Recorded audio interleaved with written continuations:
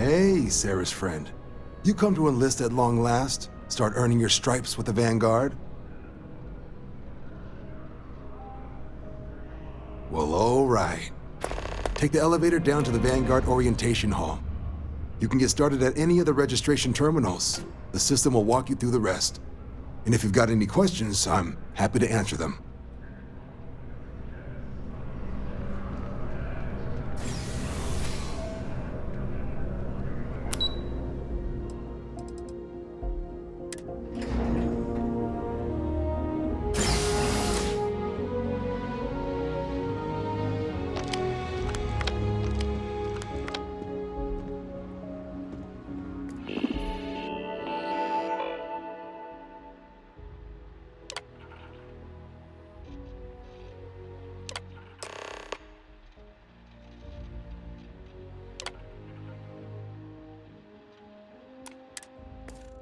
Registration accepted. You may now proceed through the historical displays in the orientation hall, or continue on to the examination.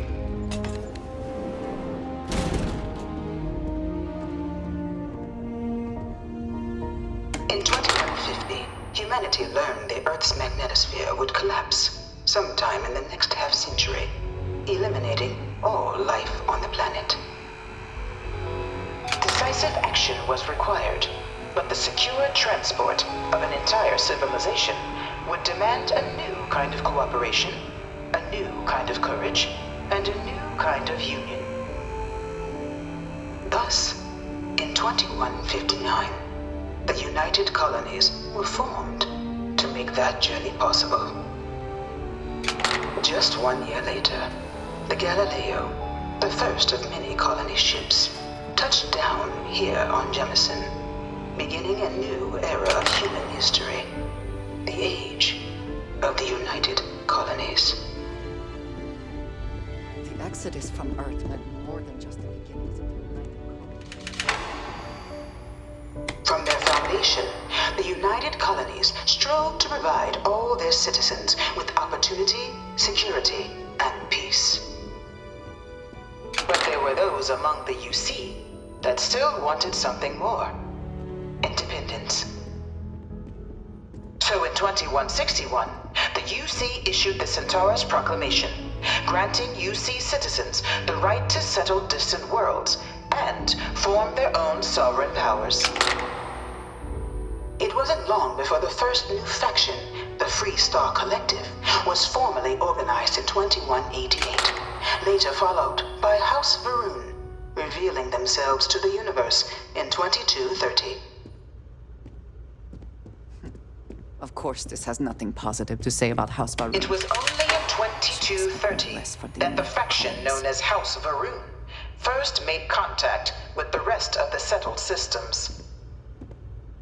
Founded by the passengers of a colony ship that had left New Atlantis and disappeared 4 decades earlier, House Varun was a faction unlike any other. The Freestar Collective was initially founded in 2188, when the citizens of Aquila banded together with the pleasure city of Neon in mutual defense. But in 2194, after the deployment of a UC medical stars beginning in 2240, House Varun forces declared all-out war on the rest of human civilization, initiating the Serpent's Crusade.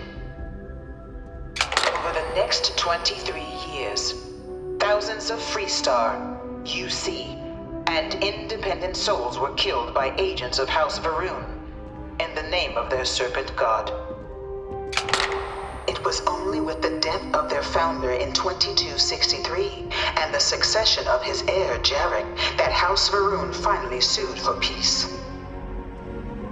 There remains, however, select members of House Varun who refuse to recognize the cessation of hostilities their leaders established. Even after House Varun's mysterious disappearance, these zealots remain a threat to all who encounter them. Of the many conflicts between the galaxy's factions, none was more brutal than the recent colony war between the UC and the Freestar Collective. Set off by the unauthorized Freestar colonization of Vesta's Pride in 2308, a direct violation of the Nerion Treaty, the colony war spread quickly across the galaxy. Both sides deployed every tool at their disposal. Armadas of warships, few settled worlds were left untouched by the colony war. But nowhere could the viciousness of modern warfare be seen more clearly than on the Freestar planet of Nera. Initially occupied by invading United Colonies forces as a forward operating position, repeated attempts to take and retake the planet by collective forces led only to devastation. Swaths of the world were transformed into scorched husks. A night in the midst of the colony war, a different kind of tragedy struck the UC city of Londinian. No one knows A how newly they constructed move but between critical planets. supply center for the United freaking Colonies drums war over effort, Londinian found itself overrun by one of the galaxy's most mysterious predators, the Terramorph. A rare but pervasive threat after the devastation wrought by the colony war, the UC and the Freestar Collective came together to ratify a treaty that became known as the Armistice. Both sides agreed to a vast reduction in standing forces, and that xeno-weapons and mech warfare would be outlawed. All related research was sealed away, accessible only in cases of dire emergency. It was into this new world that the Vanguard was born. An official branch of the UC Navy, the Vanguard is the United Colonies Volunteer Fleet, serving a myriad of security, logistical, and reconnaissance roles. And after a sufficient length of service, UC citizenship is guaranteed to every Vanguard member. No one is born a United Colonies citizen. Only through service to the UC can one hope to earn one's citizenship. But the UC prides itself on taking care of its people. Cost of living controls mean citizens pay less than their foreign counterparts for needs big.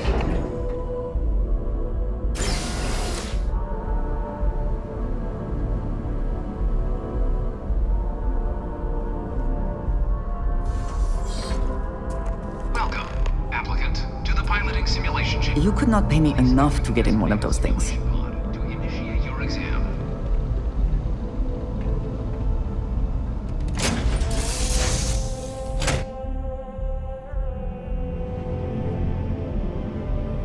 This is the Mark 18 flight simulation chamber, applicant. Currently in orbit around a high-detail recreation of a remote world. When you're ready to begin, please take a seat in the pilot's chair.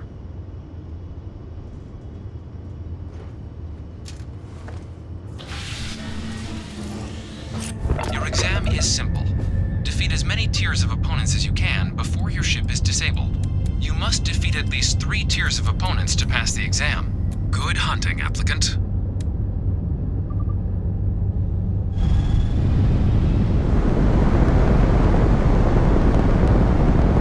New targets active.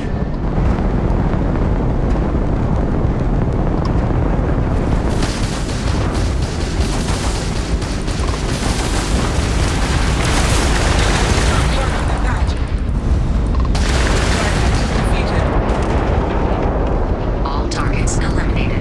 Progress recorded.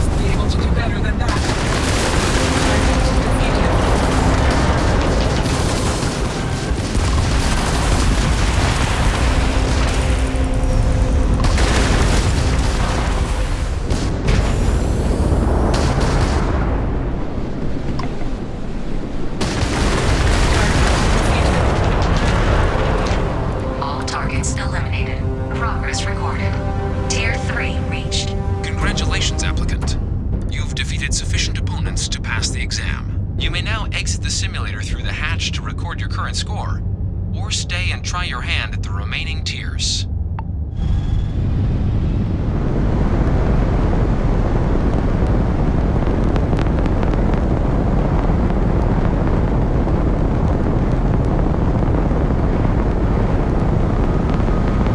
Resuming the examination. New targets active.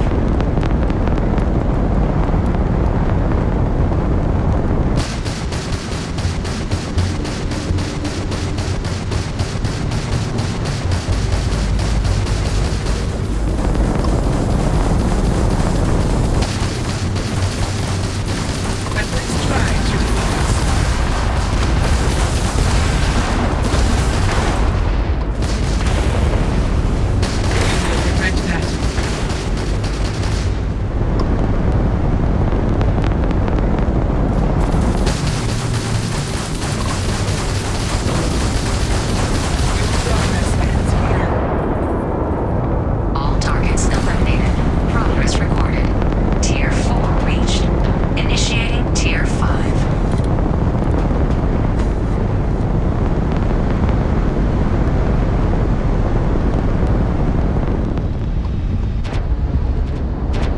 New targets active.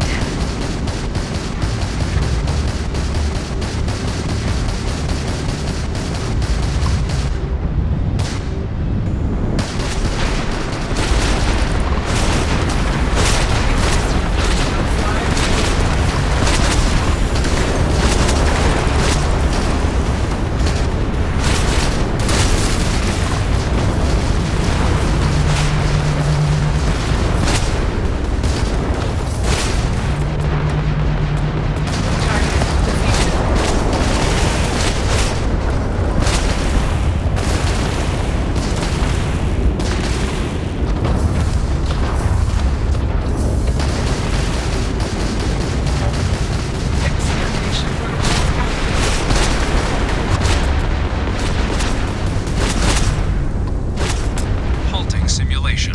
You have passed, applicant. You may proceed to the exit hatch to log your results, or restart the exam from the simulation's control terminal.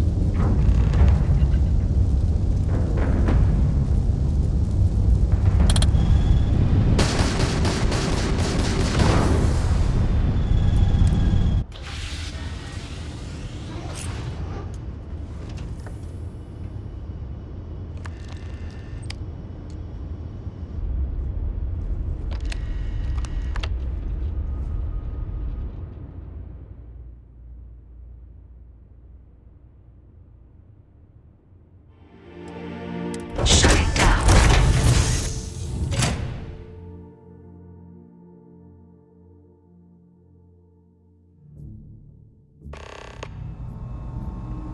Congratulations, applicant. You've passed. You can head up to Commander Tuwala to receive your final results and your probationary assignment. Or you're welcome to take another run at the simulation.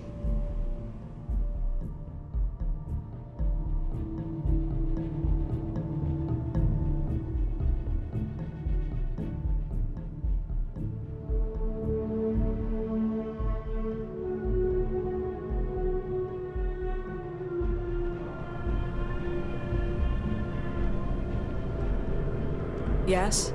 You needed something? Ah, there you are. Believe we've got some, things to discuss, applicant. About that, an alert came up on your file. Said you were the one working with SysDef when they went belly up against the Crimson Fleet. Now, a person can draw a lot of conclusions from an outcome like that, you being one of the few who walked away from that battle. But in the Vanguard, we're serious about our take-all-comers policy, regardless of their past. Hell, if we turned down every former pirate trying to get back on the straight and narrow, we'd be without some of our finest pilots. Not that I'm saying that applies here. I just need to know, if that were the case, then that part of your life is in the past. That's good to hear. Just keep your nose clean and I'm sure we'll get along just fine. Now, that out of the way, you ready to take a look at those exam scores, see how you did? Then let's get to them. So, looking at the data, hit every mural in the orientation hall, huh? A test of preparation and thoroughness. Two traits the Vanguard values highly. Psychological results are all within expected levels. Navy doesn't have room for folks that'll fall apart the first time they're trying to outrun a homing missile. Now, how'd you do against your foes? Tier 4, not too shabby. The techs make us test each level of the sim too. I can tell you that wave are some real artificial bastards. Good job putting them away. If I had any reservations about flying with you, they are now gone. Well done. So then, looking at your results as a whole, and presuming you're successful in completing your probationary mission, you could have your UC citizenship after only 10 years service. Pretty standard for combat assignments. But your performance in the simulator does mean I can offer a signing bonus. Help convince you to join the cause. 10 years can be a long time. You must be certain it is something you actually care about. So, sounds to me like we've got Vanguard material on our hands.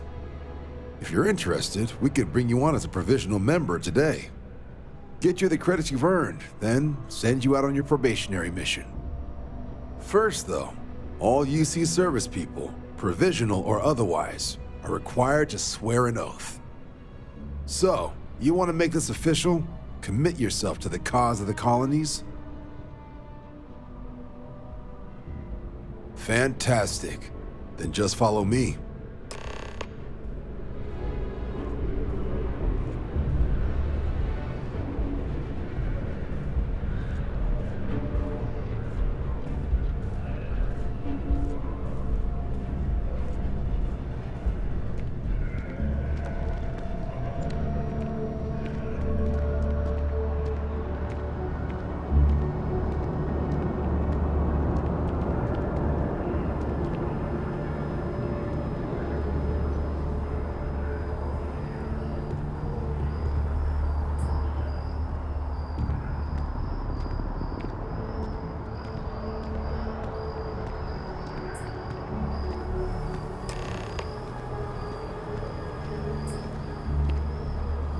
Wouldn't be right doing this where we couldn't see the skies.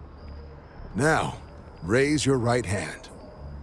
The motto of the Vanguard is Supra et Ultra, above and beyond. That is where we serve, beyond the furthest reaches of the United Colonies military, and with honor and duty above reproach. Do you swear to protect and defend the citizens of the United Colonies to the best of your abilities? And to uphold the values of the Vanguard, honor, loyalty, self-reliance in all your actions as a member of the United Colonies Navy?